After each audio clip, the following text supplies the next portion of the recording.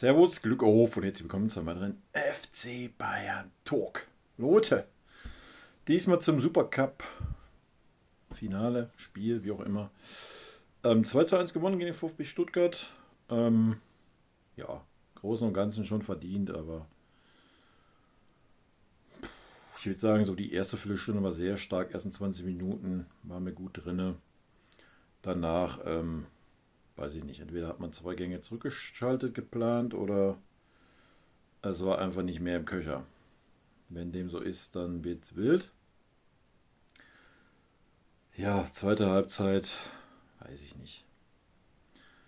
War schon sehr, sehr viel auf beiden Seiten Stückwerk, auf beiden Seiten so viel Zweikämpfe. Verbissenes Spiel, ja, na klar. Ähm, die Anfangsphase war noch ganz interessant. Zweite Halbzeit, denke ich, so die ersten 10 Minütchen ging es ein bisschen hoch und runter. Danach war es schon sehr, ja, weiß ich nicht. War schon sehr, sehr, sehr wildes Spiel, so nicht schön anzusehen. War jetzt auch nicht uninteressant, weil immer harte Zweikämpfe. Ich habe jetzt keine Statistik vorliegen, aber ich denke mal, Zweikampfquote, Foulquote ist auf unserer Seite.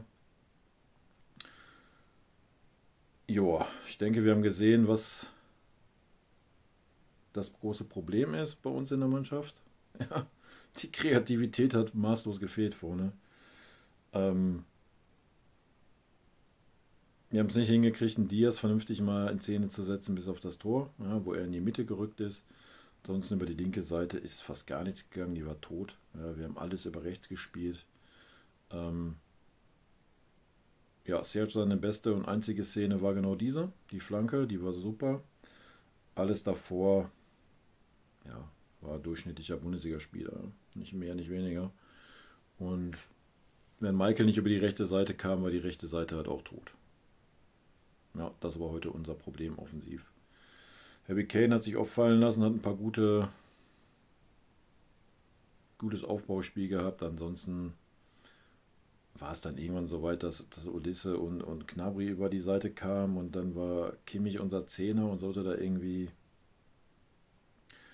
das Spiel schnell machen, das Spiel gestalten. Das hat auch so semi geklappt, würde ich sagen. Ähm, ja, hinten waren wir gut. Ja, Woldemade. Weiß ich nicht, ich habe nichts gesehen, was da heute 70 Millionen wert ist. Ja, hat ein, zwei Bälle gut abgeschirmt, ein, zwei Bälle gut weitergeleitet. Aber im Großen und Ganzen wurde abgekocht, sowohl von Opa wie auch von Tar. Ja, klar kannst du ihn irgendwann nur mit dem Foul stoppen, aber das haben wir getan. Wie gesagt, ich habe da nichts gesehen, was irgendwie ansatzweise 60, 70 Millionen wert wäre. Aber auch nur meine Meinung. Und auch nur an dem ein Spiel gemessen. Ne? Ich kann so zu dem Spieler wenig sagen. Joa, ansonsten denke ich, haben wir noch eine Menge Luft nach oben. Und wenn wir die Leistung heute mal zugrunde legen, mal so ein bisschen aufs Koman-Video bezogen, wer es gesehen hat. Ja, da brauchst du nicht über eine Champions League reden, Alter. Da kannst du, da kannst du darüber reden, ja, keine Ahnung, du brauchst auch nicht über unter die ersten 8 reden. Ja, da kannst du darüber reden, dass du in den ersten 16 in der Champions League kommst. So, ja. Ich denke, wir haben das heute ganz klar gesehen. Wenn es gefährlich wurde, ging es über Michael. Oder das Heavy, was eingeleitet hat. Wild, ja. Aber gut, es muss sich natürlich auch noch ein bisschen was finden. Ne? Diaz auf der linken Seite mit dem Stunny muss ich noch ein bisschen finden, hat man heute gesehen. Schön war, dass ein Stunny sich wahnsinnig mitgefreut hat. Ansonsten Stunny war heute nicht gut. Ähm, ja, wie gesagt, ersten 20 Minuten, erste Viertelstunde waren wir richtig stark, erste 20 Minuten waren wir gut. Und dann haben wir, glaube ich weiß nicht, ob freiwillig, unfreiwillig, haben wir auf jeden Fall Kräfteschongang geschaltet. Dann wurde Stuttgart immer stärker, war dann auf Augenhöhe den Rest der Halbzeit. Und zweite Halbzeit, ja. Ersten 10 Minuten war okay, dann haben wir das Spiel runtergespielt. Stuttgart hatte auch irgendwie ein, zwei Halbchancen, genauso wie wir. Und am Ende war es das. Ja, wir haben nur das 2:0 gemacht, kriegen dann nochmal 2:1, dann kommt nochmal ein bisschen Pfeffer rein. Das war das Spiel. Ja, so. Gehen wir es kurz durch, die Spieler, Manuel Neuer, ja, ein Ball gehalten, ansonsten fußballerisch war das für Manuel Neuer Verhältnisse schwach. Ja. Das macht ein Urbich viel, viel besser. Aber ansonsten, wie gesagt, diesen abgefälschten Ball musst du halt, hat auch ein bisschen Glück gehabt, ne? Ging hier so am Unterarm. Weiß ich nicht, ob es geplant war, auf jeden Fall stark gehalten. Ähm, ja, würde ich schon noch bei einer Dreiernote sehen. Stunny sehe ich bei einer 4, das war kein gutes Spiel. Erstens hat er wieder seine 10 Minuten gebraucht, bis er überhaupt mal im Spiel drin war. Und dann, er war einfach gar keine Unterstützung für Diaz. Einfach gar keine offensiv. Ja. Also, das war ein richtig schwaches Spiel. Das war, glaube ich, das schwächste Spiel, seit Stunny wieder aus Leverkusen da ist, meiner Meinung nach. Opa, ja, Opa war gerade erste Halbzeit der beste Spieler auf dem Feld. Ja, das muss er ganz klar sagen. Hat einen Woldemade da voll im Griff gehabt, alles abgeräumt, stabil im Zweikampf. Ja, wenn es sein musste, im Foul gezogen, alles gut, war ein gutes Spiel von Opa.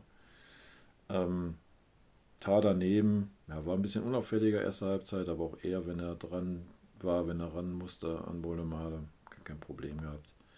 Unsere Innenverteidigung war stabil. Rechter Verteidiger, Conny Leimer, Defensivnote 6, Offensivnote 4 oder eine 3 minus. Ja, kommst du vielleicht irgendwo bei einer 4, 4 minus raus. Das war gar nichts. Also defensiv wieder nicht eine Flanke verhindert. Ja, Stellungsspiel, keine Ahnung, war kaum zu sehen, dass er überhaupt mal auf der Rechtsverteidiger-Posi mal richtig drin war. Konnte aber dafür offensiv keine Akzente setzen. Ja, kam da gar nicht klar im Zusammenspiel mit dem Serge oder sonst was. Das war gar nichts. Kimmich, habe ich schon gesagt, teilweise einen Zehner gegeben, teilweise einen rechten Verteidiger gegeben, wieder 5 Positionen gleichzeitig gespielt. Ein, zweimal sah richtig, richtig schlecht aus auf der 6er Position. Einmal hat er aber auch gut gerettet auf der 6er Position, darf man auch nicht außer Acht lassen, aber ja. Ein, zwei gute Bälle auf Leon in der ersten Halbzeit, diese Chipbälle. Aber das war es auch. Ansonsten das Spiel oft sehr, sehr langsam gemacht. Aber ich denke mal, das war gewollt. Ja. Ich meine, von ihm sowieso, er hat das Spiel langsam gemacht, war, aber ich denke mal so generell, wie gesagt, ich hatte so das Gefühl, dass man dann nach den 20 Minuten so einen Schongang drin hatte, was sehr schade ist.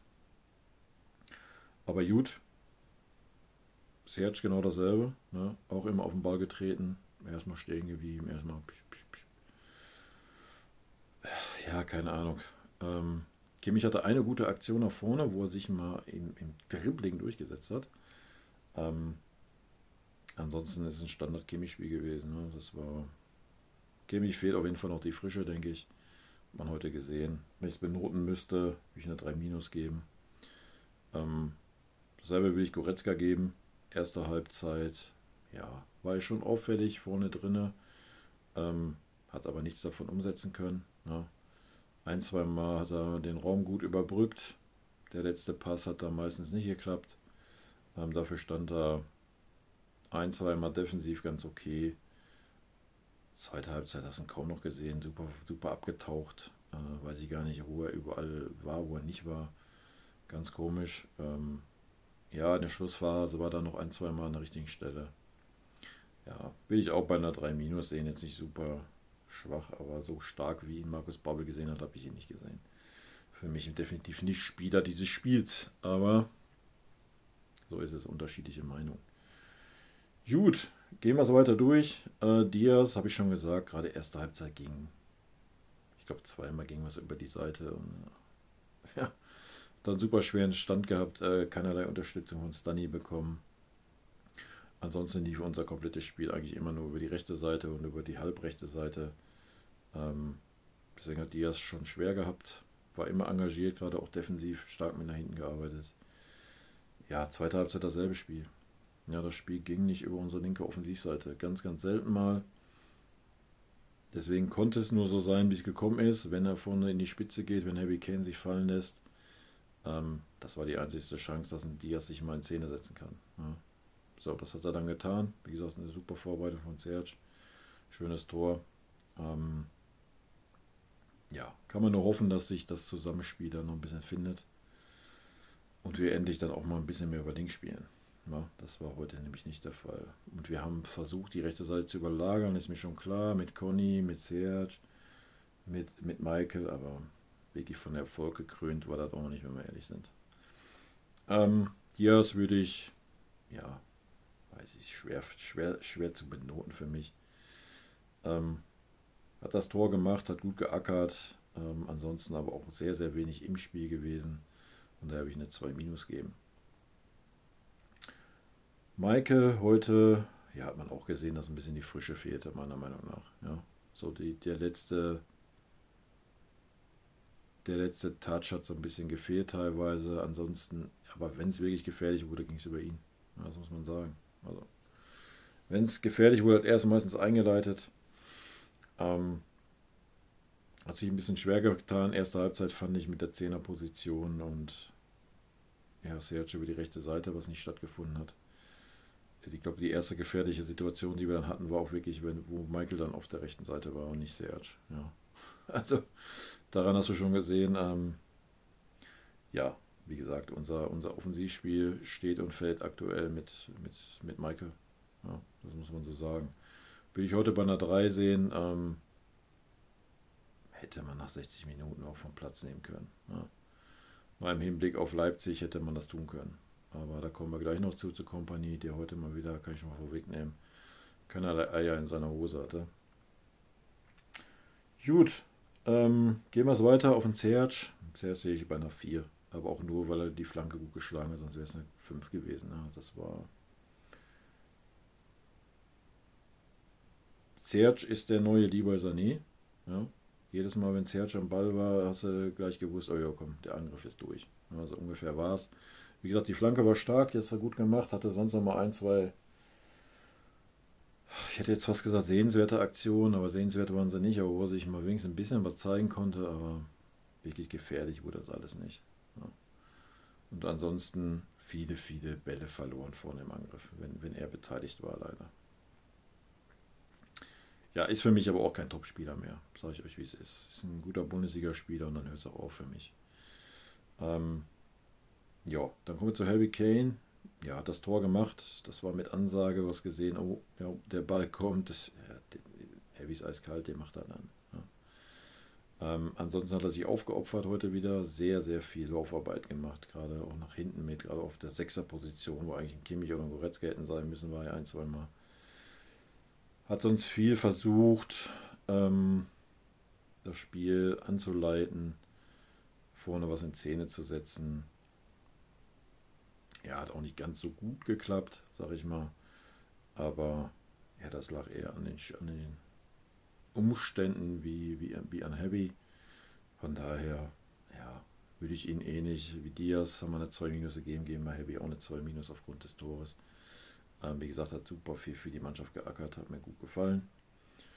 Ja, kommen wir zu Vinny. Vinny will ich heute bei einer 4 sehen.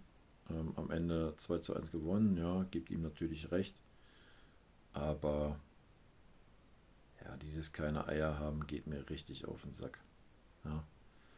Es war klar, die Aufstellung war klar, ja, dass die so kommt. Deswegen habe ich sie auch so getippt in der Bayern-App. Das war 100% safe. Da hätte ich alles drauf gewettet, was ich besitze, dass da kein Nakal auftaucht, sondern Serge Gnabry, sobald er laufen kann. Und auch, dass ein Goretzka mit dem Kimmich da spielt und kein Tom Bischof. Ähm, und dass ein Conny Daimer Rechtsverteidiger ist, natürlich auch. Ja, da brauchen wir nicht drüber reden. Dass man dann nicht die Eier hat, man hat es gesehen, die Spieler waren müde. Ja. Deswegen, wir sind noch in der Vorbereitung, man darf das Spiel nicht überbewerten, alles gut, alles fein, aber du hast gesehen, gerade ab der 60. Minute waren viele Spieler müde, ja, weil es auch ein intensives Spiel war, viele Zweikämpfe und dann hast du nicht die Eier. Wenn schon dann einer verletzt raus muss, wie ein Serge Gnabry, dann Lennart Karl da reinzuwerfen, dann bringst du einen Rafael Guerrero, der jetzt unser neuer Zehner ist oder was. Ey, nur ich kann sie mehr. Alter, jetzt mal ernsthaft, was soll denn ein Jugendspieler mehr bei uns machen, wie in 2 Testspielen, wovon ein Gegner Tottenham war, jeweils ein Tor zu erzielen und ein Tor vorzubereiten? Was soll ein Spieler noch mehr tun? Dass er dann das Vertrauen bekommt vom Trainer, um in einem wichtigen Spiel, wo es nur 1:0 steht, oder stand es da schon 2:0? 2:0, ne? Eingewechselt zu werden. Nee, dann bringe ich ihn in der 93. Minute für 2 Minuten Nachspielzeit. Absolute Katastrophe. Ich verstehe es nicht. Ja, genauso Harry Kane. Harry Kane war auch, der hat geackert, gerackert. Er hätte in der 70. auch rausnehmen müssen. Ja. So, wir gucken jetzt mal Freitag, wie der Bums aussieht. Ob die Spieler fit sind, müde sind. Ja, ist die Startaufstellung wird dieselbe sein, es sei denn, Serge ist irgendwie mehr verletzt. Aber selbst wenn das der Fall sein sollte, werden wir keinen Lennart Karl auf der rechten Seite sehen, sondern einen Rafael Guerrero auf der 10er-Position. Ja, so wird das laufen. Das spielt keine Rolle. Du musst, keine Ahnung, wir müssen irgendwie 3 Verletzte haben und es ist kein Profi mehr da. Erst dann werden wir junge Spieler bei uns sehen, im Pflichtspielen. Das ist eine Katastrophe. Ja, weiß ich nicht. Also nochmal, das waren 2 Testspiele, die haben beide geliefert, auch Kusi Asare, den wir hätte es bringen können für Harry Kane. Einfach mal ein bisschen Frische aufs Feld bringen. Fängt es jetzt schon am Anfang der Saison an wieder, die Spieler komplett ans Limit zu bringen. Und das bei der kurzen Vorbereitung. Also wenn nicht jetzt, wann dann? Hätte man mit Rotation starten sollen. Warum hebe ich 2 Wechsel bis in die Nachspielzeit auf? Ja, völlig unverständlich. Ja, aber daran werden wir uns gewöhnen müssen, diese Saison. Das ist mein Take. Ansonsten natürlich ein verdienter Sieg. Ja, da brauchen wir nicht drüber reden. Stuttgart war super enttäuschend, offensiv kaum stattgefunden, nur lange Bälle gespielt. Wir haben es sehr gut gemacht in der Innenverteidigung. Das hohe Rausrücken, die ganze Mannschaft hat gut gearbeitet. Stuttgart kam da nicht so gut mit klar, mit unserem hohen Anlaufen. Deswegen für mich ein völlig verdienter Sieg, 2:1. Aber man hat gesehen, dass wir viele, viele Baustellen haben. Ja, und das hat man heute klar gesehen. Und ja, leider haben wir auch nicht die Eier, um die Baustellen mit unserem eigenen Personal vielleicht zu schließen, weil man irgendwie immer an den arrivierten, erfahrenen Spielern ist anscheinend wichtiger wie, weiß ich nicht, wie neue Frische oder ich habe keine Ahnung, ich kann es mir nicht erklären. Aber das wird ein schönes Thema werden nach dem Leipzig-Spiel auch, wenn ich dann wieder zu Hause bin und wir im Livestream sind.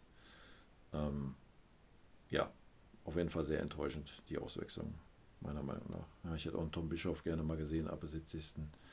Du hättest ja noch nicht mal einen Goretzka rausnehmen müssen, der defensiv dann da ein bisschen Ordnung reingebracht hat, und jemanden Kimmich raus. Ja, Kimmich aber auch jetzt nicht überragend oder sonst was. Ja. Aber ja, das wäre dann Majestätsbeleidigung gewesen. Und Harry Kane mal 20 Minuten zu schonen oder Michael Olise, wo du gesehen hast, dass beide schon hart am Kämpfen waren. Warum sollte man das tun, oder? Drauf geschissen. Naja, gut. Meckern wir mal nicht so viel. Supercup-Sieger, wow. Keine Ahnung, 2 Millionen eingenommen oder was? Das kannst du ja natürlich nicht riskieren. Da würde ich mal, geht um 2 Millionen, da kannst du nicht riskieren, die jungen Spieler einzuwechseln. Wäre ja eine Katastrophe, würde ich mal, der macht da weiter, wo er aufgehört hätte. Der macht dann noch ein Tor und setzt dann so einen arrivierten Spieler wie Serge Gnabry unter Druck. Stellt euch das mal vor. Wäre eine Katastrophe, oder? Naja, Leute, ich bin noch eine Woche im Urlaub. Von daher auch das tolle Ambiente, der tolle Sound, der tolle Hall. Und damit Grüße gehen raus. Rot-Weiße natürlich. Es wird also erst ab dem 2. Spieltag normal losgehen mit Reaction auf PK, vor dem Spiel, nach dem Spiel. Spieltagsbericht, weil ich bin noch bis Samstag auf jeden Fall in Bayern unten im Urlaub. Und von daher wird es dann nach dem ersten Spiel auch hier nur so eine kurze Reaction geben. Mal gucken, vielleicht höre ich mir die PK an, aber ich habe keine Möglichkeit, die PK mir anzuhören, gleichzeitig was aufzunehmen. Vielleicht mache ich dann so ein Video dazu, muss ich mal gucken, weiß ich aber noch nicht. Sehr wahrscheinlich nur das nach dem Spiel und dann ein Spieltag später, wie gewohnt. Beziehungsweise der DFB-Pokal ist dann schon. Ne? Schauen wir mal, Leute. Ich wünsche euch was. Rot-Weiße Grüße gehen raus. Vielen lieben Dank für euren Support hier auf dem Kanal. Nicht vergessen, Daumen, Kommi und Kanal abonnieren. Haut rein, bis dann. Tschüssi.